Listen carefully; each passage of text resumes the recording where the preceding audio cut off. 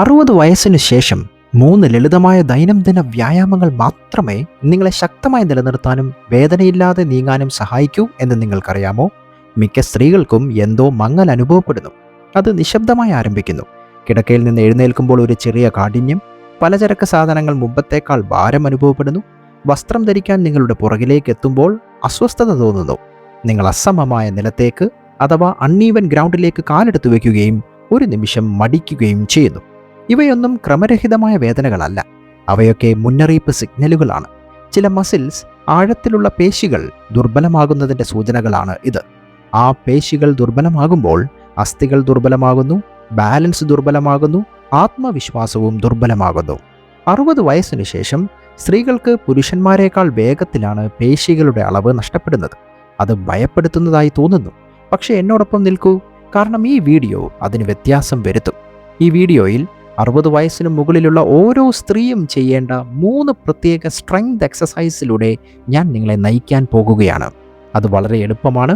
ഓരോ വ്യായാമവും വ്യത്യസ്ത സിസ്റ്റത്തെ സംരക്ഷിക്കുന്നു. നിങ്ങളുടെ അസ്ഥികൾ, നിങ്ങളുടെ ബാലൻസ്, എഴുന്നേൽക്കാനും ചലിപ്പിക്കാനും സ്ഥിരത നിലനിർത്താനുമുള്ള നിങ്ങളുടെ കഴിവ് എന്നിവയെ. ആരംഭിക്കുന്നതിന് മുമ്പ് ആദ്യമേ തന്നെ ഈ ചാനൽ സബ്സ്ക്രൈബ് ചെയ്യുവാനും ഞങ്ങളുടെ വീഡിയോ ലൈക്ക് ചെയ്യുവാനും മറക്കല്ലേ. Exercise number 1, sit to stand. 60 വയസ്സിന് മുകളിലുള്ള സ്ത്രീകൾക്ക് ഏറ്റവും കുറച്ചു കാണുന്ന സ്ട്രെങ്ത് വ്യായാമങ്ങളിൽ ഒന്നാണ് ഇത്. ഈ വ്യായാമത്തെ സിറ്റ് ടു സ്റ്റാൻഡ് എന്ന് വിളിക്കുന്നു. ചിലപ്പോൾ ചെയർ സ്ക്വാറ്റ് എന്നും വിളിക്കുന്നു. മിക്ക ആളുകളും ഇത് എഴുന്നേറ്റ് നിൽക്കുന്നതായി കരുതുന്നു. എന്നാൽ ഒരു ഓർത്തോപീഡിക് വീക്ഷണകോണിൽ നിന്ന് ഇത് നമുക്കുള്ള ഏറ്റവും മൂല്യവത്തായ ലോവർ ബോഡി സ്ട്രെങ്തിൻ്റെ പരിശോധനകളിലൊന്നാണ്. ഇതിൽ ഉൾപ്പെട്ടിരിക്കുന്ന പ്രധാന muscles quadriceps, gluteus maximus, deep hip സ്റ്റെബിലൈസറുകൾ എന്നിവയാണ്. ഇത് ഹാംസ്ട്രിങ്ങുകൾ, കോർ പേശികൾ അഥവാ കോർ മസിൽസ്, കണങ്കാലിന് അഥവാ ആംഗിൾസിന് ചുറ്റുമുള്ള സ്റ്റെബിലൈസിംഗ് മസിൽസ് എന്നിവയെയും റിക്രൂട്ട് ചെയ്യുന്നു. ഈ പേശികൾ ഒരുമിച്ച് മിക്കവാറും എല്ലാ ദൈനംദിന പ്രവർത്തനങ്ങളെയും നിയന്ത്രിക്കുന്നു. പ്രായത്തിനനുസരിച്ച് ഈ മസിൽസ് ദുർബലമാകുമ്പോൾ സൂക്ഷ്മമായ എന്തെങ്കിലുമൊക്കെ സംഭവിക്കാൻ തുടങ്ങുന്നു. ശക്തിക്ക് പകരം നിങ്ങൾ ആക്കം അഥവാ മൊമെൻറ്റം ഉപയോഗിക്കാൻ തുടങ്ങുന്നു. നിങ്ങൾ നിങ്ങളുടെ കൈകൾ ഉപയോഗിച്ച് തള്ളുന്നു. നിങ്ങൾ നിങ്ങളുടെ ശരീരം മുന്നോട്ട് കുലുക്കുന്നു. നിൽക്കുന്നതിന് മുമ്പ് നിങ്ങൾ മടിക്കുന്നു. ലണ്ടനിലെ കിങ്സ് കോളേജിൽ നിന്നുള്ള 2014 ഒരു പഠനം പറയുന്നത്, സിറ്റ് ടു സ്റ്റാൻഡ് പരിശീലനം നടത്തിയ 65നും 80നും ഇടയിലുള്ള സ്ത്രീകൾ വെറും 12 ആഴ്ചകൾക്ക് ശേഷം ലോവർ ബോഡി സ്ട്രെങ്തിൽ 34% പുരോഗതി അവർക്ക് അനുഭവപ്പെട്ടു. കൂടാതെ വീഴ്ചയുടെ അപകട സാധ്യതയിൽ ഗണ്യമായ കുറവും ഉണ്ടായി. നിങ്ങളുടെ കാലുകൾ ഇടുപ്പിൻ്റെ വീതിയിൽ അകറ്റി, കാൽ വിരലുകൾ മുന്നോട്ട് ചൂണ്ടി ബലമുള്ള ഒരു കസേരയുടെ മുന്നിൽ നിൽക്കുക. നിങ്ങളുടെ ഭാരം 2 കാലുകളിലും തുല്യമായി വിതരണം ചെയ്യുക. നിങ്ങൾ നീങ്ങുന്നതിന് മുമ്പ് ചുമയ്ക്കാൻ നിങ്ങൾ തയ്യാറെടുക്കുന്നത് പോലെ നിങ്ങളുടെ വയറിലെ പേശികളെ സൗമ്യമായി ഒന്ന് ബ്രേസ് ചെയ്യുക. ഇപ്പോൾ ആദ്യം നിങ്ങളുടെ ഇടുപ്പ് ചലിപ്പിച്ചുകൊണ്ട് പതുക്കെ പിന്നിലേക്ക് ഇരിക്കുക. നിങ്ങളുടെ നെഞ്ച് ഉയരത്തിൽ നിലനിർത്തിക്കൊണ്ട് നിങ്ങളുടെ കാൽമുട്ടുകൾ സ്വാഭാവികമായി വളയാനും അനുവദിക്കുക. സാവധാനത്തിലും നിയന്ത്രിത ചലനത്തിലും 3 സെക്കൻഡ് താഴ്ത്തുക. കസേരയിൽ ലഘുവായി സ്പർശിക്കുക, പക്ഷേ അതിൽ പൂർണ്ണമായും വിശ്രമിക്കരുത്. തുടർന്ന് നിങ്ങളുടെ കാലിൻ്റെ ഹീൽ അമർത്തി 2 സെക്കൻഡ് നിൽക്കുക. ലളിതമായി ഉയരത്തിലും സ്ഥിരതയിലും നിങ്ങൾ നിൽക്കുക.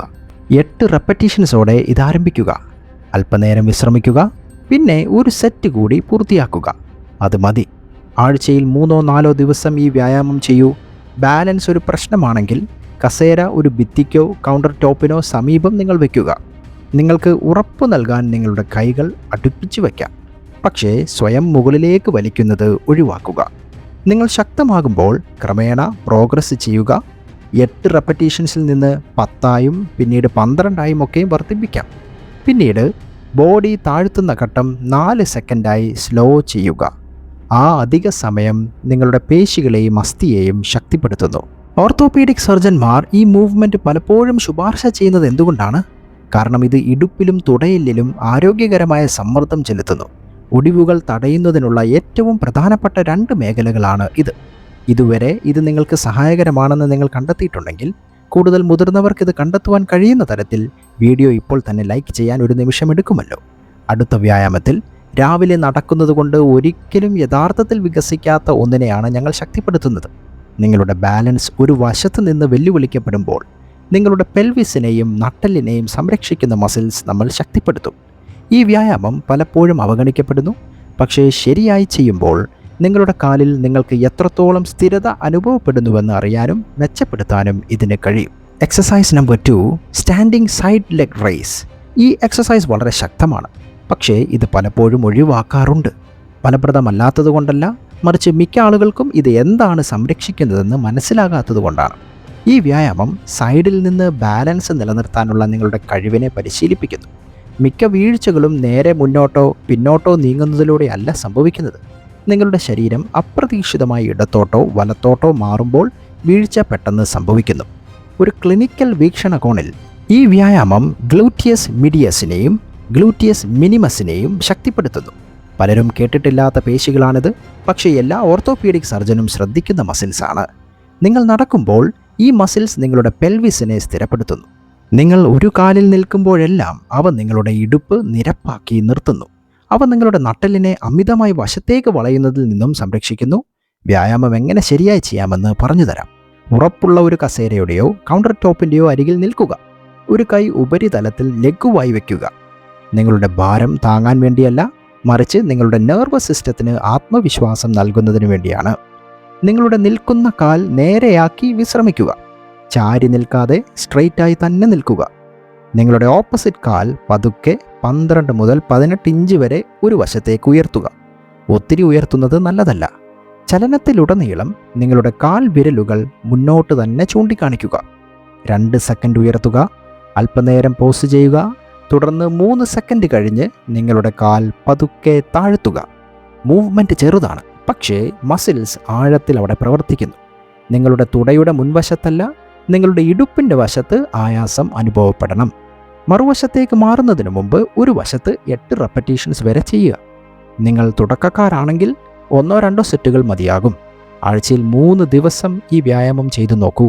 നിങ്ങളുടെ ബാലൻസ് അൺസർട്ടണായി അനുഭവപ്പെടുകയാണെങ്കിൽ കാല് ലിഫ്റ്റ് ചെയ്യുന്നതിൻ്റെ ഉയരം കുറയ്ക്കുക.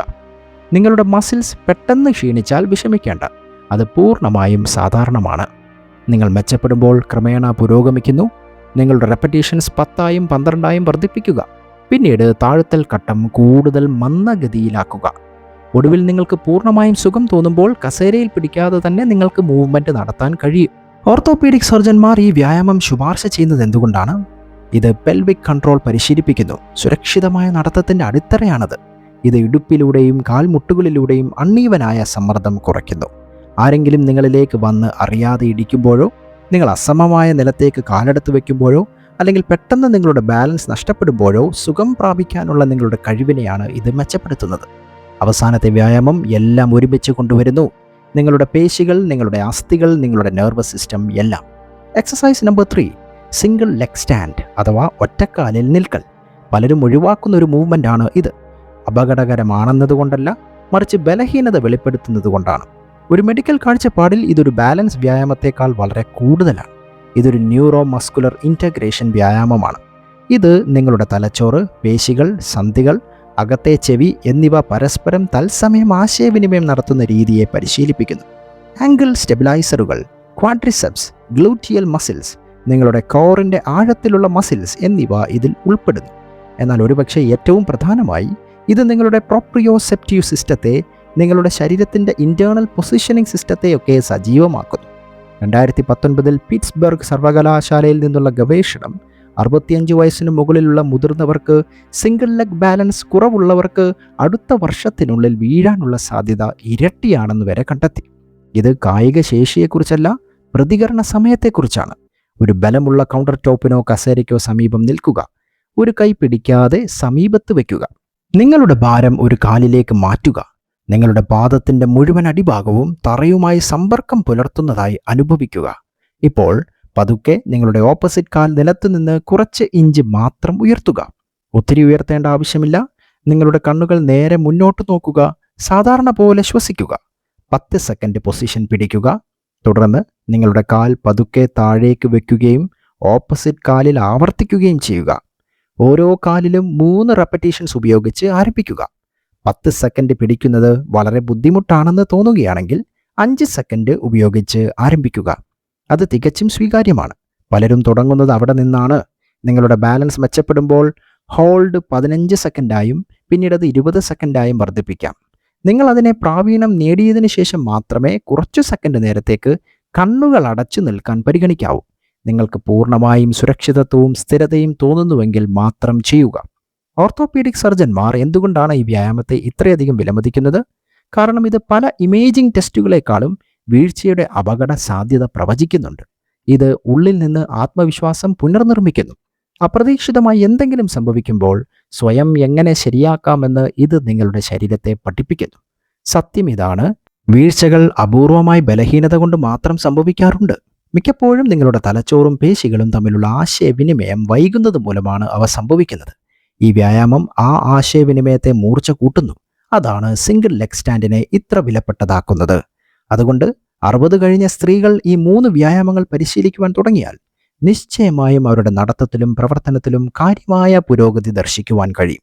വീഡിയോ നിങ്ങൾക്ക് ഉപകാരപ്പെട്ടുവെങ്കിൽ ഇപ്പോൾ തന്നെ ലൈക്ക് ചെയ്ത് പരമാവധി ആളുകൾക്ക് ഷെയർ ചെയ്യുമല്ലോ.